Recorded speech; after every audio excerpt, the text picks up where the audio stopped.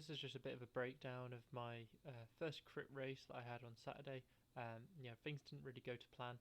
Got spat out the back really early on, and then just spent half an hour chasing back on, and no hope of gaining back onto the pack. I had a real good think about it over the past few days. So have a good understanding of what went wrong. So just going to break that down a little bit. So yeah, it was a Cap 3-4 race. Just started off getting established, getting in this pack.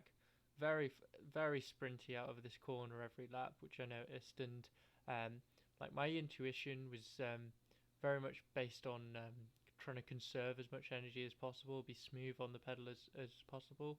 So the fact we're sprinting out these corners, like it's the done thing, but it's very much against my instincts. So I wasn't as much a fan of that, and then as a result, like I wouldn't dig as much out the corners, and I'd find myself at the back of the pack.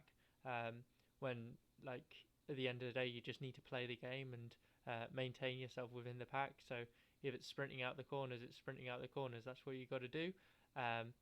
Because of my inclination to not really do that, I kind of just approaching the end of the second lap, I actually got dropped out of this corner. I spent the next lap basically catching back on. So this section here, I was really high power just to catch back on, because I'd already got dropped on that coming into the start of the third lap. And during that third lap, I'd managed to catch back onto the field, and during this section for the first few laps this was into the headwind, so I guess it was kind of like a westerly headwind. Don't know, couldn't be any more specific than that really. So this section was always a headwind, and then you're very much unprotected with a crosswind coming. So it's an anti-clockwise loop. So you're very much unprotected with the side wind coming down this straight and into the headwind here, and then tailwind down this straight. I noticed on the first few laps that everyone was going really slow in this section. This lap third lap I was just in the pack, and then out of this corner again drifted back. Just my instinct was when there'd be a little surge in front of me, rather than just doing that little surge of power to maintain the wheel, I'd think, it'd be more efficient for me to just be more steady with my power, and I'll catch back up by being more steady with my power. But it just meant that I drifted back through the pack, it got to this corner and I was at the back of the pack, and didn't sprint hard enough out the corner, and ended up finding myself off the back. And I thought, this is fine, because I've got 20-30 seconds later we'll approach this very slow section into the headwind, where everyone's going to slow up, and then I can catch back on there. It's not the best strategy, but I thought it would be more efficient than burning some more matches sprinting back on here. It didn't slow down then, and then from then I was unfortunately dropped off the back. So it's you got to play the game, and you've got to stay within the pack for a race for a circuit like this that's so flat and so windy. The benefit of drafting is so significant that you can't sacrifice being out of the pack. That's why it'd be so hard to get a breakaway to go. Turning up next week, just need to work on maintaining within the pack, and then when it comes to the end, if I get to the end of the race and I'm still in the pack, then we think about conserving energy and how we're gonna approach going for the win. But need to get to that point in the first place. So obviously the power was good on the day. I was on my road bike that I'd fixed up the night before, so that wasn't ideal, but the fitness is there, and I'm not going to really talk about it, because it's kind of embarrassing really, the fact that I had this much fitness and I got dropped and came last. Would have been good chance I was one of the fittest people in the field, yet I came last. So this was 30 minutes off the back, almost 400 watts. Just shows. And I averaged 40k an hour, but the pack was going at 42, so each lap they'd get further and further away, and there was no hope of catching back on, unfortunately. So yeah, if I find myself in that situation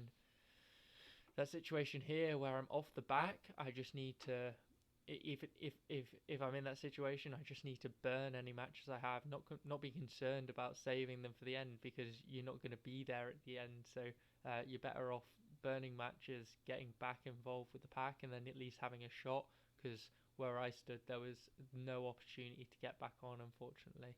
So yeah, this was a bit of a kick in the balls, but definitely a learning experience for going into next week. And I'm planning on racing so many crits this year that I should get the hang of it, and hopefully turn up a lot better next week. So yeah, we'll just see how we go with that. Now this will change with the direction of the wind, but on the day I'd say it was pretty much just a westerly breeze. So like I said, it was a headwind coming up this section.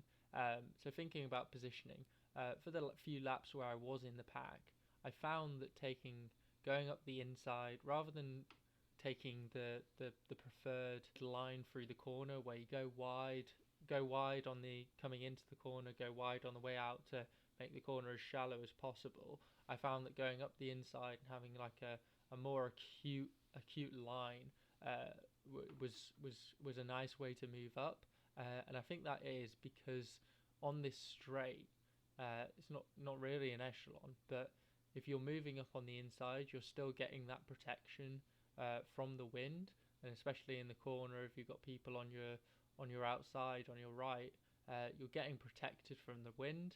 Then coming down this straight, I took the inside line on this corner a few times, and then when you come out of that corner, this was the main sprint section. That's when you're most in the wind, because you're really getting that crosswind. So what I'm thinking is maybe taking the inside line through this corner here might be a good idea, as you're protected from the wind. But then for this corner, you need to be within the pack, or even take the outside line so that you're protected on your left side. So you're up the right side with riders on your left, and that way you're protected from the wind. You can sprint out this corner and you get more from that. Then this corner doesn't really matter, but probably within the pack. But if it is a westerly breeze is the most typical, I'd say, and so you want to be either within the pack, if not in to the left a little bit, and that's where you're getting the most protection from the wind. So looking at the wind on the day, seeing how to approach corners, maybe based on wind. But then it's picking up for the first few laps. Like the few laps that I was involved, I was realizing that taking this inside line seems to be the most favourable. And then you learn the positions of where to move up on the lap. Kind of an aside, but I've got a time trial coming up in a couple of weeks on this specific course, and I had to look at the course record is held by John Archibald. So I was having a look at his power profile for the course, and it's just like basically a perfect display of pacing, I'd say. So yeah, there's these 4 little lumps on the course. There's the typical turnaround, and how he addressed it in terms of pacing is extremely strong. So yeah, going over, so starting out strong. He first of all averaged bonkers watts, averaged like just under 430 watts for 17 minutes 56 or something. Big power, but using that power wisely as well to maintain as maximum speed as possible. So yeah, getting out strong, getting quickly up to, I guess you approach this first hill very early on, so you try and get up to speed, and kind of have to stay on the gas. I'm surprised you didn't go a bit harder actually at the start. Maybe room for going slightly harder at the start to get up to speed. But yeah, after coming down this little berg, like really gets up to speed, and then just he's dialed into doing high 400 watts.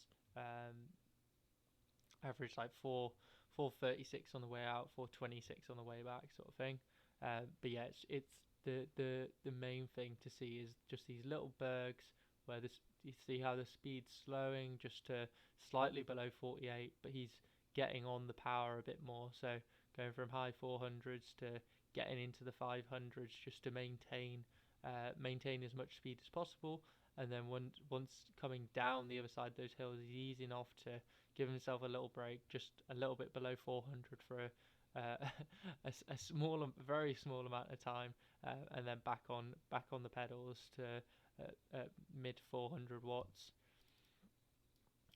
And solid through the roundabout, maintaining good speed through the roundabout at like 40k an hour, really strong. And then again on the pedals, very very good out of the roundabout, getting up to trying to get back up to speed, up to above 50k an hour. So average like 54k an hour for the TT. So needing to get back up to speed quickly, and that's being shown here, really strong.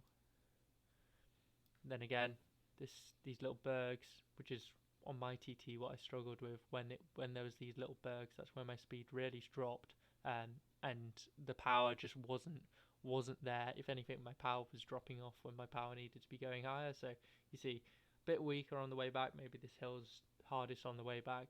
But yeah, dropping to low 40s, but still digging a little bit more into the 500s to try and maintain as much speed as possible. And then easing off as he's coming back up to speed. Just give himself a little bit of a rest, and then back on the pedals.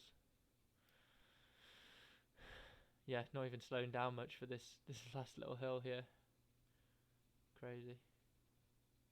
Yeah, just under 50. Not needing, surging a little bit with the power to maintain that speed, but yeah. And then easing off over the hill. So yeah, basically everything I did wrong in my first time trial, done perfectly here. But yeah, this was the National Time Trial Championships in 2022 that he won. So yeah, it was a extremely good display. But like I said, I'm going to be doing this course, so this is just a perfect model to look at as to how to race it super well. And hopefully I should be approaching that sort of power by CTT Nationals this year. But yeah, it's all about using that power and being able to just surge to over 500 watts to maintain speed in these four slightly slower sections of a very fast course. So yeah,